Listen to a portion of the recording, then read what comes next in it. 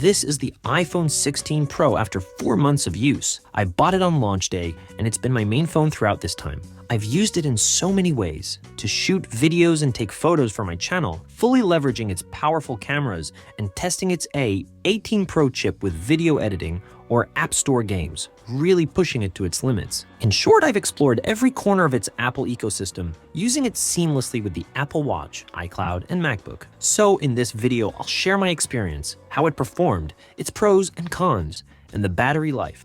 In the end, I'll tell you if it's worth spending all that money on Apple's new device. The color I chose for this iPhone 16 Pro is the new shade introduced exclusively for it, the Desert Titanium. It's a truly beautiful and striking color that definitely stands out. But what matters most is that, over these 4 months, it has held up really well against wear and tear. I've mostly used protective cases and a screen protector, but I've also used it naked a few times. As you can see, there are no visible imperfections or discoloration of any kind. The cameras, even though they're the most exposed part when using a case, don't show any scratches or damage, although they do tend to gather dirt around them quite easily. One small note, when I use it without a case, I've noticed that the gold edges are a bit prone to fingerprints, slightly affecting the overall look. But the real new feature on this iPhone 16 is the dedicated camera button. Personally, I didn't find it that exciting. That's because when using it in portrait mode, it feels awkward, almost difficult. Using it with one hand comes with a real risk of the phone slipping,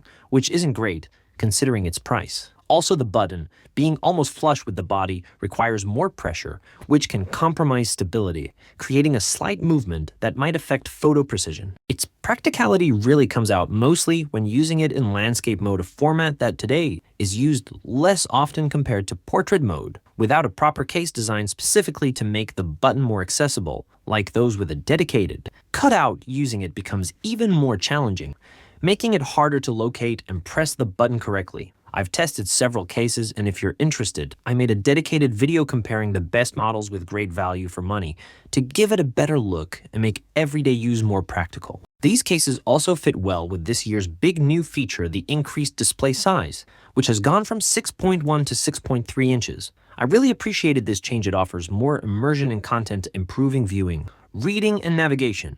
I think Apple has achieved a great balance between size and usability, making this a strong selling point.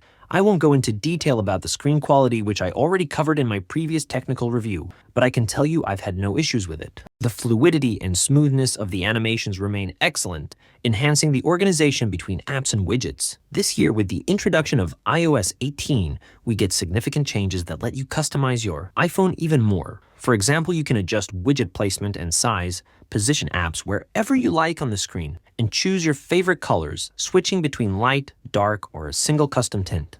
Another interesting change is the new layout for the control center, which offers more detail and customization, letting you create shortcuts for your favorite apps, making the phone more functional. Of course, these features aren't exclusive to the iPhone 16 Pro, they're also available on other models. So you don't need to buy this device specifically to enjoy these customizations. However, overall, they contribute to making the iPhone 16 Pro a much more complete device. What really impressed me is the new A18 Pro chip, paired with 8 GB of RAM, making it, at least on paper, one of the most powerful devices right now. It promises to boost productivity and deliver truly spectacular results. And to some extent, this is true. It can handle complex tasks and large volumes of data effortlessly.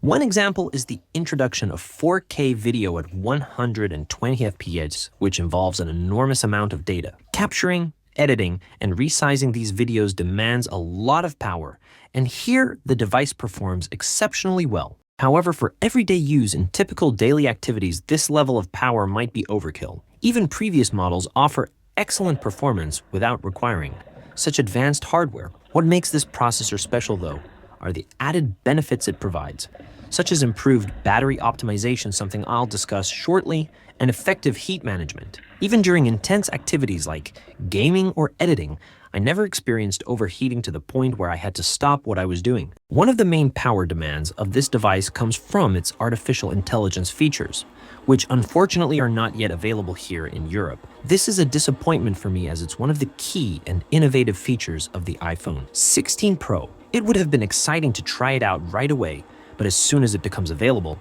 I'll share my thoughts. That said, the available power still translates into better battery performance, and so far, I'm quite satisfied with the results. As you can see, I've reached about 100 charge cycles, and the battery health is still at 100% of its maximum capacity. With the new update, I'm using the charging limit feature, which lets you stop charging between 80% and 90%, depending on your needs. I've made a dedicated video about the best settings to preserve battery health if you're interested in extending its lifespan. I recommend checking it out. Even though I don't use the battery's full charging potential, I can still get about 5 to 6 hours of screen time on a charge around 60%. I think that's a good result, and I'm confident that with a full charge, I could use it even longer.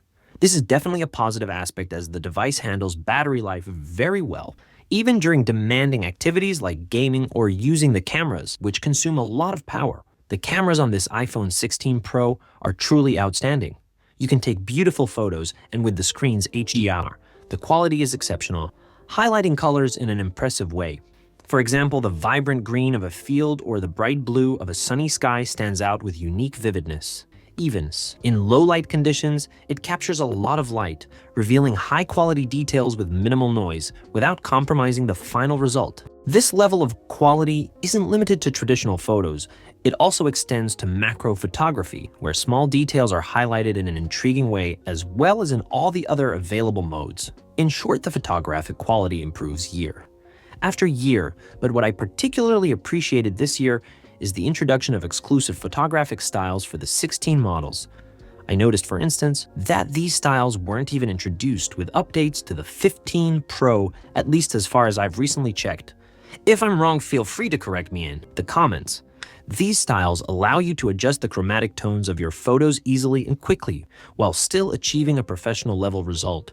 I find this feature particularly interesting because it expands creative possibilities without requiring in-depth knowledge of rules or technical aspects, while still delivering a visually stunning impact. As for the rest of the features, I particularly appreciated the audio quality. It's immersive, rich, and very clean, even at fairly high volumes.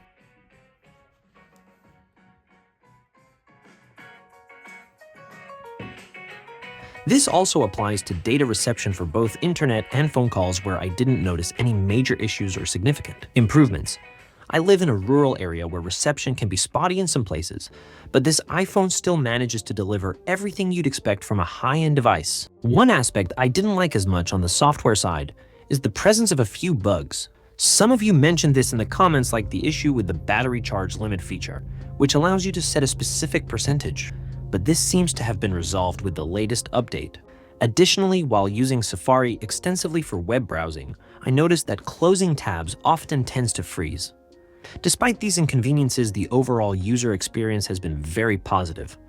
This iPhone 16 Pro is undoubtedly an upgrade and an improvement over previous models. It's up to us to decide whether the significant expense for the latest model is truly worth it. Personally, having to wait several months to use the artificial intelligence feature promised by Apple has left me a bit disappointed. In hindsight, I might have considered upgrading my device with the release of the iPhone 17, which will likely offer a more complete and updated experience in line with the price tag.